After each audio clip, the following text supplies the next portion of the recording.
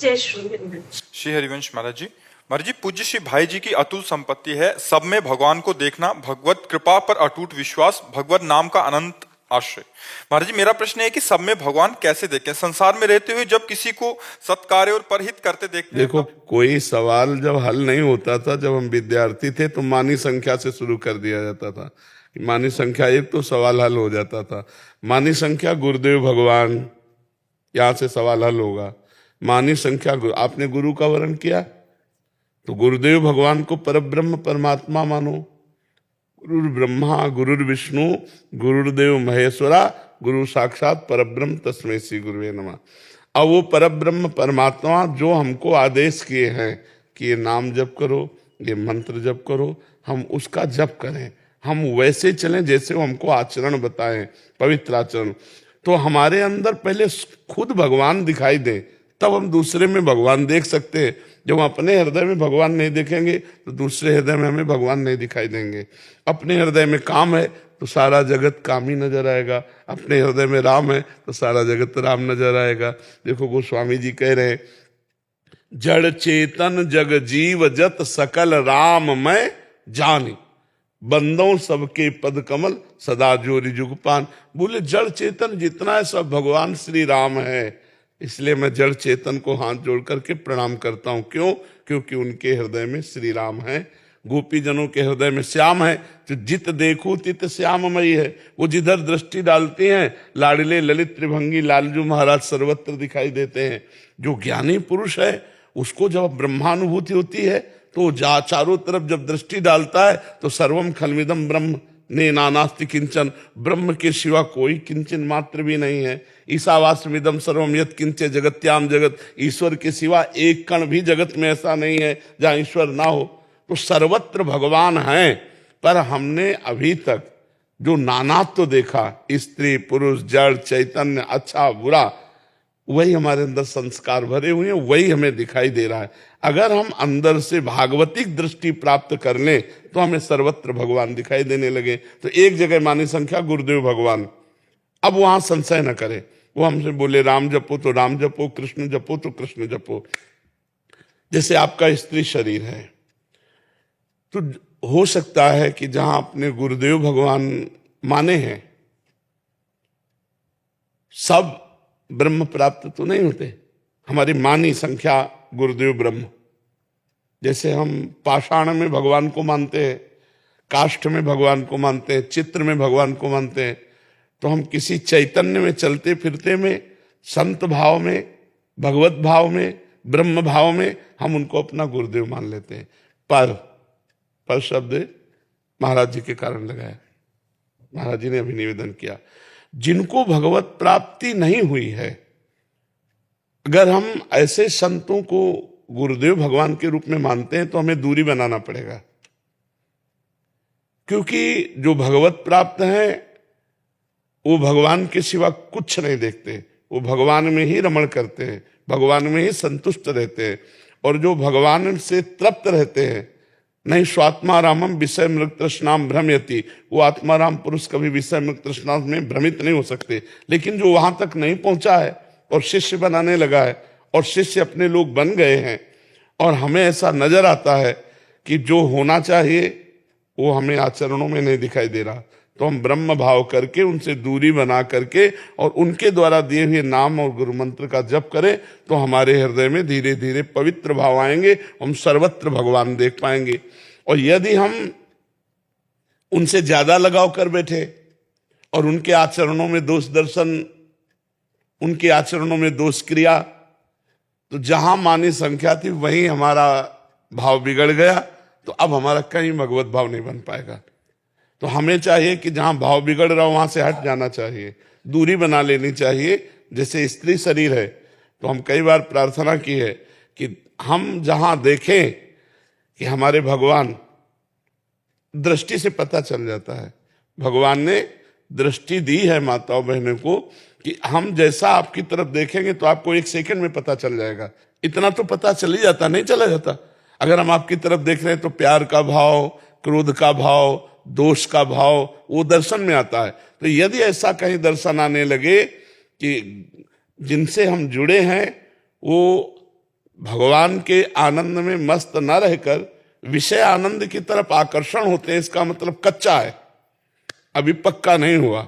तो कच्चे से हम अपने आप को दूरी बना लें, कभी उन पर अश्रद्धा न करें, पर दूरी बनाकर हम भजन करें। उनसे दूरी बनाने से दोष दर्शन नहीं होगा, दूरी बनाने से वैष्णव अपराध नहीं लगेगा। तो ये हम सबको ध्यान रखना है कि गुरु बनाया जाता है सिर्फ भगवान की प्राप्ति के लिए, ना कि वो कोई सांसारिक संबंध होता है। गुरु का कर्तव्य है शिष्य को उत्तम शास्त्रीय विधान के अनुसार आदेश करे, और शिष्य का कर्तव्य है प्राणपण से अपने गुरुदेव का आदेश पालन करे। पर यदि कहीं गुरुदेव शिष्य को शास्त्र विरुद्ध आचरण के लिए आदेश करे तो कदापि नहीं मानना चाहिए। जैसे शुक्राचार्य जी ने भगवान को ना देने का आदेश किया कि संकल्प मत कर देना 3 पग, ये वामन नहीं, ये साक्षात भगवान श्री हरि हैं, ये अभी छोटे रूप में दिखाई दे रहे हैं, अभी अपना रूप विशाल कर लेंगे तो 3 पग भूमि नहीं दे पाओगे। बलि जी ने अपने गुरुदेव की बात नहीं मानी। यदि गुरुदेव हमें भगवत विमुख करने की बात करते हैं, शास्त्र विरुद्ध बात करते हैं, तो हमें गुरुदेव की बात नहीं माननी। इससे गुरुदेव प्रसन्न होंगे। कौन गुरुदेव? जो सबके गुरुदेव है।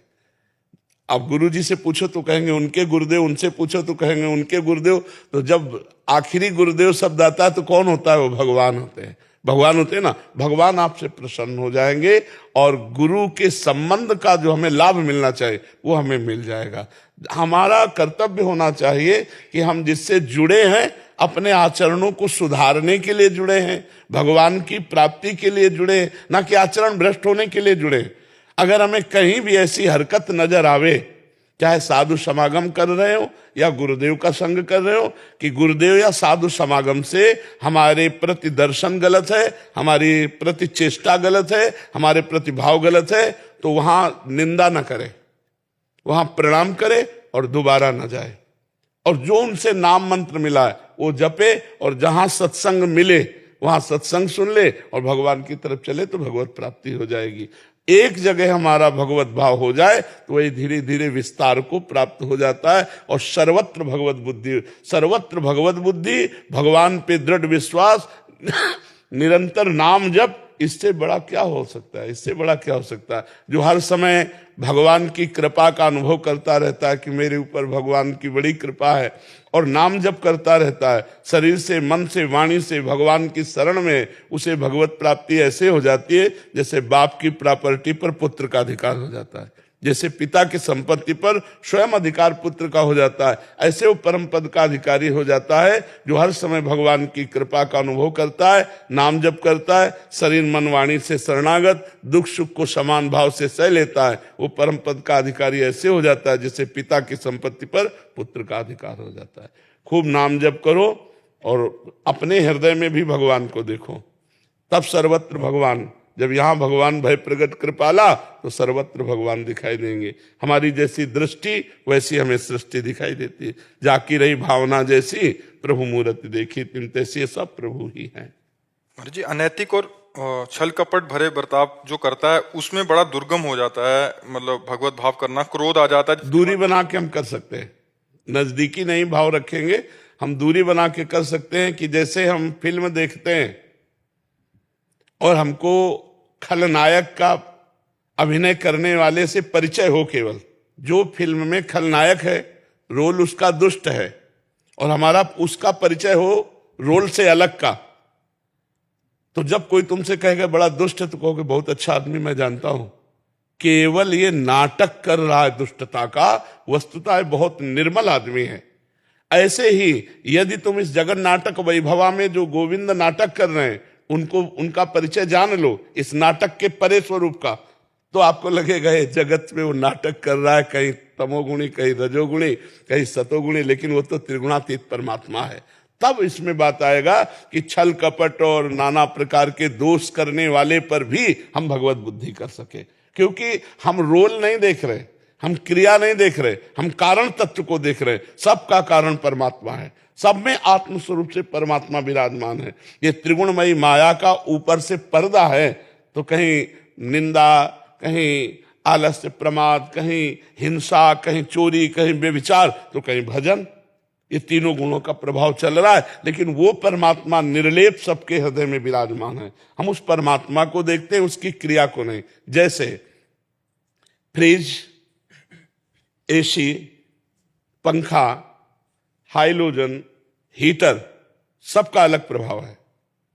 हीटर गर्मी पैदा करता है, हाइलोजन प्रकाश पैदा कर रहा है, पंखा सिर्फ हवा दे रहा है, एसी ठंडा करके दे रही, फ्रिज पानी ठंडा कर देती, खाद्य पदार्थ ठंडा कर देती। अगर वो कारण तत्व को नहीं जानता तो ये नहीं मानेगा कि एक ही तत्व इनमें बैठा हुआ है। अगर कारण तत्व को जानता है तो जानता है करण के कारण क्रिया अलग अलग, लेकिन बिजली सब में एक है ना? बिजली सब में एक है ना? हीटर में भी, फ्रिज में भी, एसी में भी, हाइलोजन में भी प्रकाश दे रही है, यहां हवा दे रही है। तो बोले अगर बिजली होती तो प्रकाश देती ना? नहीं, करण के कारण उसकी क्रिया बदल गई। कारण तत्व जो है बिजली एक ही है। ऐसे ही तमोगुणी स्वभाव है, अब वो राक्षसी कार्य करेगा, राक्षसी क्रिया, तमोगुणी स्वभाव करण, और कारण परमात्मा। तो जो ज्ञानी जन होते हैं वो कारण देखते हैं, क्रिया और करण नहीं देखते। करण जो स्वभाव है, कारण शरीर, स्थूल सूक्ष्म कारण, उसी से प्रेरित होकर क्रियाएं होती है। सूक्ष्म शरीर संकल्प करता है, स्थूल शरीर क्रियाएं होती है। तो कारण तत्व उस करण का भी वो परमात्मा ही है। जब सत्य वस्तु का बोध हो जाएगा तो बाहरी नाटक का कोई प्रभाव नहीं पड़ता। जब हम जानते हैं कि मेरा प्रीतम सब में है, तो ये छल कपट द्वंद्व पाखंड हमारी आंखों के सामने पर्दा नहीं डाल सकता। जब प्रभु से अपनापन हो जाए, सर्वत्र प्रभु का भाव दृढ़ हो जाए, कारण तत्व का ज्ञान हो जाए, तब भगवान सर्वत्र दिखाई देंगे, ऐसे थोड़ी दिखाई देंगे। देखो, एक पत्नी किसी ऑफिसर की, उसका पति लेट आया, तो उन्होंने कहा हम आपसे रोज निवेदन करते हैं, आप इतना विलंब क्यों आए? देखो रोज टोका मत करो। तुम कहा क्यों, आप इतना विलंब क्यों आए? उसने पिस्तौल निकाली, गोली भरी, पत्नी की कनपटी में। चलो यार, तुम ये नाटक दूसरों को धमकाया करो मुझे। बोले क्यों, गोली असली है, पिस्तौल असली है। बोले मुझे पता है तुम मेरे प्रीतम हो, तुम मुझे मार नहीं सकते हो। उसको पता है कि मेरे प्रीतम हो। जैसे नरसिंह भगवान रूप में आए, सब डर गए, लेकिन प्रहलाद जी को पता है मेरे प्रीतम आए, उनको डर नहीं लगा। तो छल कपट हिंसा जितने आचरण हो रहे हैं, ये त्रिगुण माया के द्वारा भ्रमात्मक हो रहे हैं। जैसे स्वप्न में नाना प्रकार के आचरण हो रहे हैं, पर वो असत है। ऐसे उमा कहूं मैं अनुभव अपना, सत हरि भजन जगत सब सपना। इस स्वाप्निक जगत में उस सत्य परमात्मा को देखने वाला ही सच्चा ज्ञानी है। अगर इतना हो गया तो जीवन मुक्त महापुरुष हो गया। अभी अभ्यास करो, नाम जप करो, धीरे धीरे आगे बढ़ जाओगे।